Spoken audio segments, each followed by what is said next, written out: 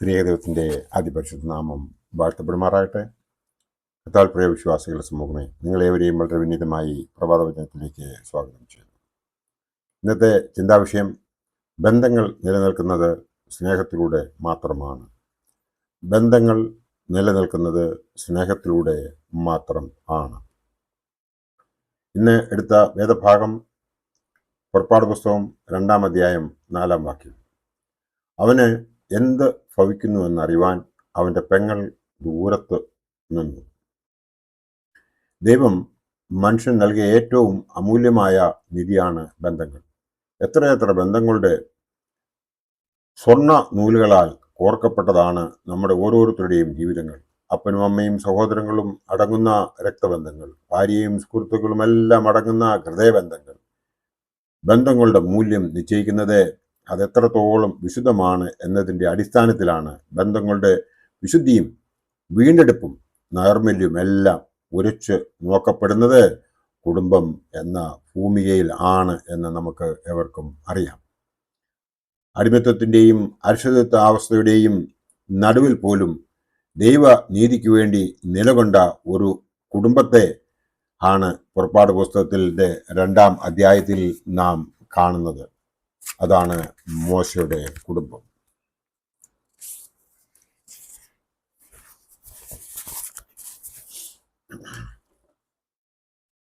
ദൈവിക വിമോചന പ്രക്രിയയിലെ ശക്തനായ നേതാവെന്നും ചരിത്രത്തിലെ ഏറ്റവും ധീരനായ നേതാവെന്നും മറ്റ് നിരവധിയായ വിശേഷണങ്ങളും കൊണ്ട് അറിയപ്പെടുന്ന മോശയുടെ കുടുംബത്തെയാണ് നാം ഇവിടെ കാണുന്നത്. നമുക്ക് അറിയാവുന്നതുപോലെ അനുഗ്രഹീതമായ ദൈവദർശനത്തിൻ്റെ ഉടമയായിരുന്നു മോശ. ദൈവം സ്നേഹിച്ച സൗമ്യ ജീവികളിൽ ഒന്ന്. ധീരനായ നേതാവ് ജനിച്ചു വളർന്ന കുടുംബം അവനിൽ ചെലുത്തിയ സ്വാധീനമാണ് മോശയുടെ വ്യക്തിത്വത്തെ ബലപ്പെടുത്തിയതെന്ന് ആ കുടുംബ ചരിത്രത്തിലൂടെ കടന്നു പോകുമ്പോൾ മനസ്സിലാവും. മോശയുടേത് എന്നല്ല, ദൈവിക രക്ഷാ ചരിത്രത്തിലെ ശക്തമായ വ്യക്തിത്വങ്ങളൊക്കെ രൂപപ്പെട്ടത് പ്രാർത്ഥനയും ദൈവബോധവും സ്നേഹവും കരുതലും നിലനിന്നിരുന്ന കുടുംബങ്ങളിൽ നിന്നായിരുന്നുവെന്നും ശക്തമായ ബന്ധങ്ങളാണ് അവരെ താങ്ങി നിർത്തിയതെന്നും നമുക്ക് തിരിച്ചറിയുവാൻ ആവും. മോശയിലേക്ക് തന്നെ വരാം. പുസ്തകം അതായത് പുറപ്പാട് പുസ്തകം 6-ാം അധ്യായം 20-ാം വാക്യത്തിലെ വംശാവലി പട്ടികയിൽ നിന്നാണ് മോശയുടെ മാതാപിതാക്കളുടെ പേര് മനസ്സിലാക്കുന്നത്. ദൈവപ്രസാദം അറിഞ്ഞ അമ്രാം, യോഖബേദ് എന്നിവരായിരുന്നു മോശയുടെ മാതാപിതാക്കൾ. സംഖ്യാപുസ്തകത്തിലും ഇവരെക്കുറിച്ച് പരാമർശിക്കുന്നുണ്ട്. യാക്കോബിന് ലേയിൽ ഉണ്ടായ 3-ാമത്തെ പുത്രനായ ലേവിയുടെ മകൻ ഒഹാത്തിന്റെ മകനാണ് മോശയുടെ പിതാവായ അമ്രാം. അമ്മയാവട്ടെ ലേവിയുടെ മകളായ യോഖേബേദും.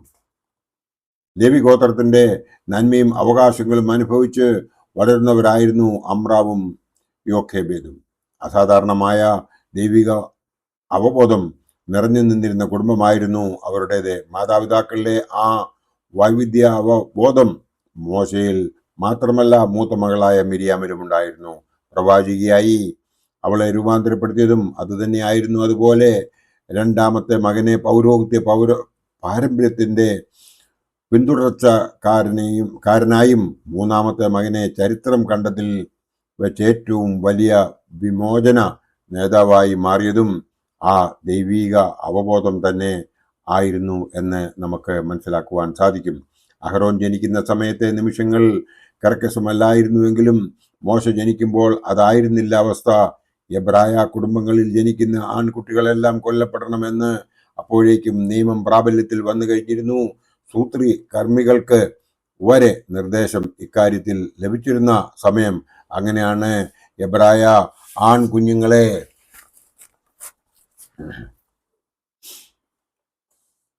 നദിയിലെറിയപ്പെട്ടു തുടങ്ങിയത്.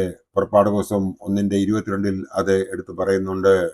ഫറവോൻ തന്റെ സിംഹാസനത്തിന്റെ ഉറപ്പിനു വേണ്ടി എബ്രായ പൈതങ്ങളെ കുരുതി കൊടുക്കുമ്പോൾ അമ്രാമും യോഖേബേദും തങ്ങൾക്ക് ദൈവിക ദാനമായി ലഭിച്ച കുഞ്ഞിനെ സംരക്ഷിക്കാൻ ഏറെ പണിപ്പെടുന്നതായി നമുക്ക് ഈ വേദഭാഗത്ത് കാണുവാൻ സാധിക്കും.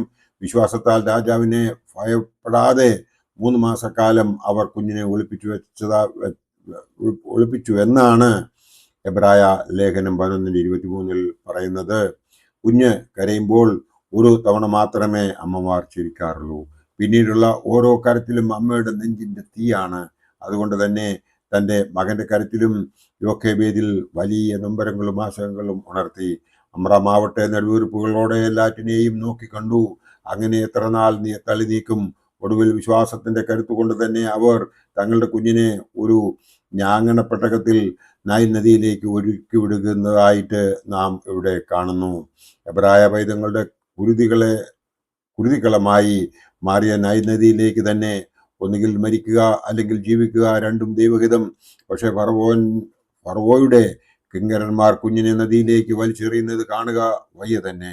മരണത്തിന് വിട്ടുകൊടുക്കുകയല്ല, കുഞ്ഞിനെ ദൈവീക പരിപാലനത്തിന് സമർപ്പിക്കുകയാണ് യോഖേബേദ് എന്ന അമ്മ ചെയ്തത്. പൗരോഹിത്യ പാരമ്പര്യങ്ങളിലെ പിന്തുടർച്ചക്കാരായ അമ്രാമും യോഖേബേദും വലിയ പ്രതിസന്ധിയുടെ ഘട്ടത്തിലും തങ്ങളുടെ വിശ്വാസവും ദൈവീക അവബോധവും ആശ്രയത്വവും ഒട്ടുമേ നഷ്ടപ്പെടുത്തിയില്ല എന്ന് നമുക്ക് ഇവിടെ നിന്നും മനസ്സിലാക്കുവാൻ സാധിക്കും. മകനെക്കുറിച്ച് കണ്ട സ്വപ്നങ്ങളായിരുന്നു വെല്ലുവിളികൾ നേടാൻ അവരെ പ്രാപ്തരാക്കിയത് എന്നും നമുക്ക് അറിയാം. അപകട ഘട്ടങ്ങളെ വിശ്വാസത്തോടെ അഭിമുഖീകരിച്ചതായി നമുക്കിവിടെ കാണുവാൻ സാധിക്കും. ബന്ധങ്ങളിൽ നമുക്ക് ആവശ്യവും ഇത് തന്നെയാണ്. പക്ഷേ എത്ര കുടുംബങ്ങളിൽ അത് സാധ്യമാകുന്നുണ്ട്? മിസ്രൈമ്യ പ്രവാസത്തിൽ നിന്ന് ദൈവജനത്തെ വീണ്ടെടുക്കുവാൻ മോശയ്ക്കൊപ്പം തോളോട് തോൾ ചേർന്ന് നിന്നവരാണ് മിര്യാമും അഹ്റോനും. മോശ ജനിക്കുമ്പോൾ അഹ്റോന് 3 വയസ്സ് ആയിരുന്നു എന്ന് പുറപ്പാട് പുസ്തകം 7:7 എഴുതിയിട്ടുണ്ട്. മിര്യാമാവട്ടെ ഒരു കൗമാരക്കാരിയും. കുടുംബത്തിലെ ദൈവസ്നേഹത്തിൻ്റെയും കരുതലിൻ്റെയും ആഴം അവരറിഞ്ഞിരുന്നു. അതുകൊണ്ടാണ് മോശയ്ക്ക് ബലമായി നിൽക്കാൻ അവർക്ക് കഴിഞ്ഞത്. അല്ലെങ്കിൽ നോക്കൂ, നദിയിലേക്ക് ഒഴുക്കിവിട്ട കുഞ്ഞിൻ്റെ സുരക്ഷയെ മാനിച്ച് ഞാങ്ങണ കാട്ടിൽ ആ പെൺകുട്ടി ഒളിച്ചിരുന്ന് അവൻ എവിടേക്ക് ഒഴുകിപ്പോകുന്നുവെന്ന് നോക്കി നിന്നതായിട്ട് നമുക്ക് ആ വേദഭാഗങ്ങളിൽ നിന്നും മനസ്സിലാക്കുവാൻ സാധിക്കുന്നുണ്ട്. കൂർത്ത മുള്ളുകളുള്ള ഞാങ്ങണക്കാട്ടിലെ ആ നിൽപ്പ് എത്ര ദുഷ്കരമായിരിക്കും. എന്നിട്ടും സഹോദര സ്നേഹം അവളെ അത് നിർബന്ധിച്ചു. സഹോദരന്റെ കാവൽക്കാരായി മാറാൻ അവളെ പ്രേരിപ്പിച്ചത് ബന്ധങ്ങളുടെ ദൈർമല്യമായിരുന്നു. ബന്ധങ്ങളുടെ തീവ്രതയും ആത്മാർത്ഥതയുമായിരുന്നു. മിര്യാമിന്റെ സംയോജിതമായ ഇടപെടൽ മോശയുടെ അനുഗ്രഹീതമായ ജീവിതത്തിന് കാരണമായി. പെറ്റമ്മയെ തന്നെ പോറ്റാനായിട്ട് രാജകുമാരിക്ക് മുമ്പിൽ അവതരിപ്പിക്കാൻ അവൾക്ക് കഴിഞ്ഞു. ഒന്ന് പാളിപ്പോയാൽ അവളുടെ ജീവിതം പോലും അപകടത്തിലാകുമായിരുന്നു. എന്നിട്ടും കൂടപ്പിറപ്പിന്റെ ഐശ്വര്യത്തിനും നന്മയ്ക്കും വേണ്ടി നമ്മളിൽ എത്ര പേർ ത്യാഗം അനുഷ്ഠിക്കാൻ കഴിയുന്നുണ്ട് എന്ന് നാം ഒന്ന് ചിന്തിക്കേണ്ടിയിരിക്കുന്നു. 40 വർഷത്തെ പ്രവാസം കഴിഞ്ഞ് ദൈവനിയോഗപ്രകാരം മിസ്രൈമിലേക്ക് മോശ മടങ്ങുമ്പോൾ അദ്ദേഹത്തിനൊപ്പം ഫറവോയുടെ മുമ്പിലേക്ക് പോകാൻ അഹ്റോൻ ധൈര്യം കാണിക്കുന്നു. തൻ്റെ ജീവൻ നഷ്ടപ്പെട്ടാലും മോശയെ കരുതാൻ തയ്യാറാവുന്ന സാഹോദര്യമാണ് നാം ഇവിടെ കാണുന്നത്. അങ്ങനെ അഹ്റോനും മിര്യാമും കരുതലിൻ്റെയും സ്നേഹത്തിൻ്റെയും തീവ്ര ആവിഷ്കാരങ്ങളായി മാറുന്നതായി നാം ഇവിടെ കാണുന്നുണ്ട്. അലുവോടെ കാവൽ നിൽക്കാനും ജീവന്റെ സംരക്ഷണം മേൽക്കാനും തയ്യാറാവുകയാണ് അവർ രണ്ടുപേരും. സാഹോദര്യത്തിന്റെ ബന്ധങ്ങളുടെ മികവുറ്റ ചിത്രങ്ങൾ. അതാണ് അഹ്റോനും മിര്യാമും. ആധുനിക കാലഘട്ടത്തിലെ ക്രൈസ്തവ സമൂഹം ഈ സാഹോദര്യ സ്നേഹമാണ് അനുവർത്തിക്കേണ്ടത്. അതാണ് ലോകത്തിന് കാണിച്ചു കൊടുക്കേണ്ടത്. സഹോദരന്റെ കാവൽക്കാരനായി തീരുവാൻ നമുക്കോരോരുത്തർക്കും കടമയുണ്ട്. നാം മറ്റുള്ളവരുടെ സഹോദരങ്ങളാകണം, സംരക്ഷകരാകണം. അതിന് ബന്ധങ്ങളിൽ തെളിച്ചവും വെളിച്ചവും ഉണ്ടാകണം. നമ്മുടെ ഏതു തരം ബന്ധങ്ങളും കൂടുതൽ വിശുദ്ധമാകട്ടെ എന്ന് മാത്രം ഈ അവസരത്തിൽ പ്രാർത്ഥിച്ചുകൊണ്ട് എൻ്റെ ഈ വാക്കുകളിൽ നിന്നും ഇവിടെ ഉപസംഹരിക്കട്ടെ. നമുക്ക് ഏവർക്കും ഇന്ന് കിട്ടിയതായ ഈ വിഷയം എന്ന് പറയുന്നത് ബന്ധങ്ങൾ നിലനിൽക്കുന്നത് സ്നേഹത്തിലൂടെ മാത്രം ആണ് എന്നതാണ്. ഈ 21-ാമത്തെ ഈ വർഷത്തെ ഈ ദിവസവും ഈ മാസത്തെ 21-ാമത്തെ ദിവസവും നമുക്ക് ഏവർക്കും അനുഗ്രഹപ്രദമായി തീരട്ടെ. ഈ ബുധനാഴ്ചയുടെ നല്ല ഒരു ആശംസ നേർന്നുകൊണ്ട് എൻ്റെ വാക്കുകൾ ഇവിടെ ചുരുക്കുന്നു. നന്ദി, നമസ്കാരം.